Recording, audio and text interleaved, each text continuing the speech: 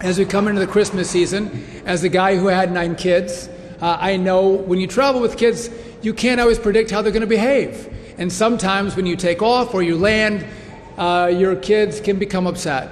And I would just note that parents, when we travel this Christmas season, who are going home to see families, they're doing their best to make sure they're comforting their kids who might be upset. I would just say, let's offer those parents who are doing the best they can a little bit of grace if you have one of those upset children on your airplane. I know the parents would appreciate that.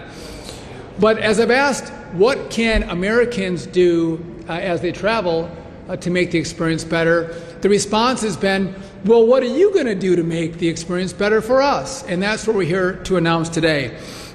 So I'm announcing at DOT that we have $1 billion in funding for grant programs to make the experience better in airports.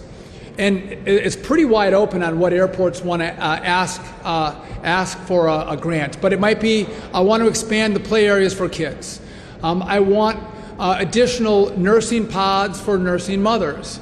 Maybe I want a workout area where people might get some blood flowing doing some pull-ups or some step-ups in the airport. But it could be any range of things. Maybe you want to work, I know this is TSA, but we're going to help on this as well. Maybe you want to have a different lane for families to get through TSA. How can we make the experience better as you come through an airport?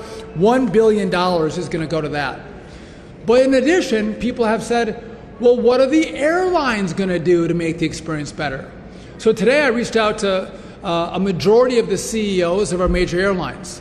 And I said, you know, what can you do, airlines, to make the experience better for the traveling public? And I'm looking forward to hearing back from our airlines on what they have in their future plans to improve the experience when we get on their airplanes and fly safely through the national airspace.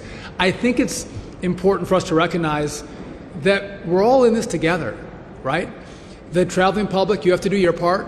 The FAA, the DOT, we have to do our part. The airports have to do their part.